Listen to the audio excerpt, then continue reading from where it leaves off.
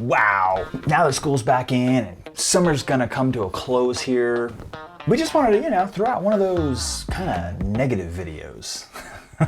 The ones that everyone loves to click on because they're clickbaity, like top reasons why I hate living in Bend, why it sucks living in Bend, top reasons not to move to Central Oregon, what we hate about living in Bend. Jeez. So we're gonna do one of those today, and just because, I don't know, because people click on them. This is the ugly truth about living in Bend.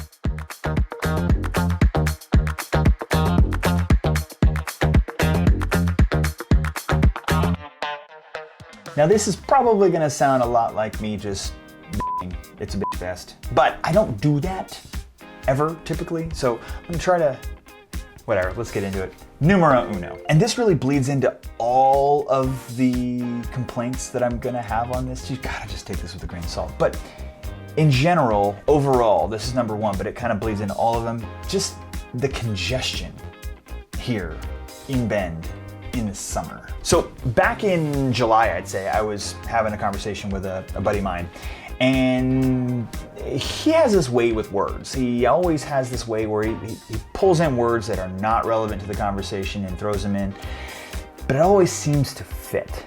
And so we're just kind of hanging out talking, and he goes, Bend feels heavy right now. Heavy. There's a lot of people in town. That heavy works, I get it. You see, in the summer, Bend averages an additional 20,000 people here in town. Now, we have about 98,000 people who live here. And so when you bring in what is that, a fifth more, 20% more people and drop them right into town, that's a big difference. Now, I don't blame the tourists for coming here to visit. I love it here. In fact, even though this video is me complaining, every other video we do, if you look at any of our other videos, we're always talking and boasting and gloating about how amazing Bend is. So I'm all for people coming to visit, but it does just slow everything down. I also love summer. It's a ridiculous time of year, but actually right now is probably my favorite time of year. It's post-summer tourists leaning into fall. This is the shoulder season. Weather's great, everyone's gone, and it's magnificent. Next up, floating the river. So floating the river is a really great way to cool off on those scorching hot summer days. The Whitewater Park is a ton of fun. You can actually just do laps, walk right, just keep going through it. It's a blast. Or you can just get together with your friends and just have a lazy float all the way down to Drake Park. But again, kind of a gong show. In the deep of summer, I usually joke that you could just walk all the way across the river, across people's floaties, because there are so many people that are floating the river, you could just walk across. In fact, I'll be honest, I was gonna do a floating the river video, talking about kind of like the tips and tricks of floating the river. I just can't. I just can't.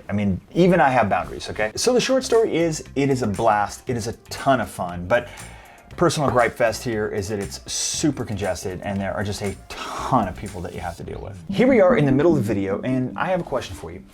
Why are you watching? If you were thinking about buying or selling real estate here in the area, my team and I would love to be your real estate resource of choice. You can always find our contact information down below in the description, including our website, krommrealestate.com. So reach out, we'd love to connect, and back to the show. Next up,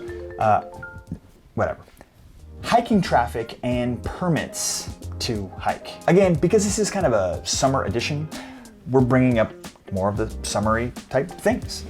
If this was in the winter, I'd probably be complaining about lift lines at the mountain. But here in the summer edition, I'm complaining about hiking traffic. Now, there are a number of hikes, and we've actually mentioned this in one of our hiking videos, that have become so popular over the years that you now have to sign up for a permit for the ability to get to go on this particular hike.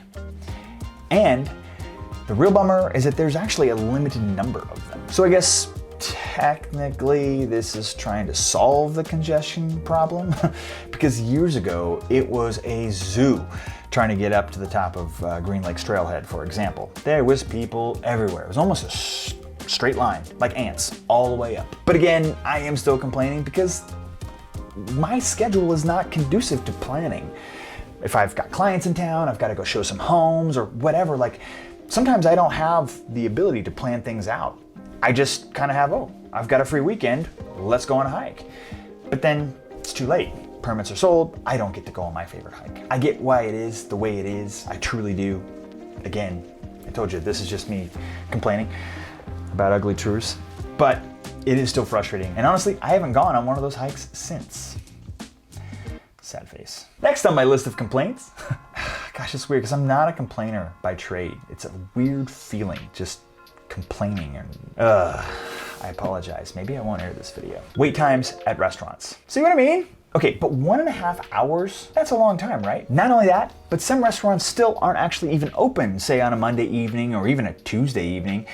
And then again, some other restaurants are only taking, actually a large number of restaurants now seem to be only taking reservations. So you either show up and they're not open, or you show up and you can't get in anyway because everyone else has reserved the spot. And remember what I said about planning ahead?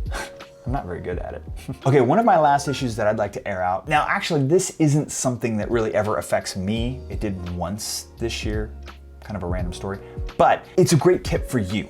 If you are coming to visit Central Oregon, again, we welcome. Coming into Bend on a Thursday or a Friday night between Memorial Day and Labor Day, it's packed. And all of the major arteries in from Redmond or in from Sisters are packed with traffic. The traffic's kind of crazy. It backed up for miles just trying to get into town. So if you find yourself in that position, if it's a Friday night and you are coming into town because you're going camping around the area or visiting around the area, check the time and consider going the back way.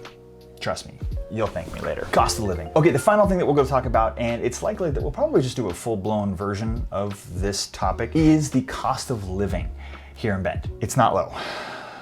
Believe me. I mean, lately I've been talking to a bunch of clients from the Bay Area and, well, it's not that high, but it's still pretty high. But I will say that in general, it's expensive to live here in Bend. And the thing that really kills me, this isn't specific to this area, but is this whole inflation thing. Man, it's affecting everything. Shannon and I used to have this game we play when we were back in college where we'd see how many different places we could eat lunch for $10. Again, that was a long time ago. But there's a bunch of places. So on our way to lunch yesterday, Shannon was looking back for whatever reason at our bank statement. She said, last week lunch was $30. And I kind of said, yeah, well, you know, inflation's non-discriminatory. It gets everybody. Then that yesterday's lunch was like almost 50 for tacos. But meals aside, taxes, gasoline, rents, and home prices are all higher, and in some cases much higher than the national average. And well, that's kind of a bummer. And there you have it. The raw and unfiltered ugly truth about Bend, Oregon. Remember, every place has its quirks, and Central Oregon, Bend, Redmond, the surrounding area is no different. So enjoy the chaos, the lines, the wait times, the traffic, or just do what we do and find other places to go and visit and frequent during those peak seasons, and then enjoy the shoulder seasons to the fullest. All right, friends, you know the drill. Smash the like button. Subscribe if you haven't already. Leave us a comment down below. And again, it's a very uncomfortable video for me. Thank you for understanding, and just know that I'm not one of those complainers by trade. Cheers, guys. We'll see you next week.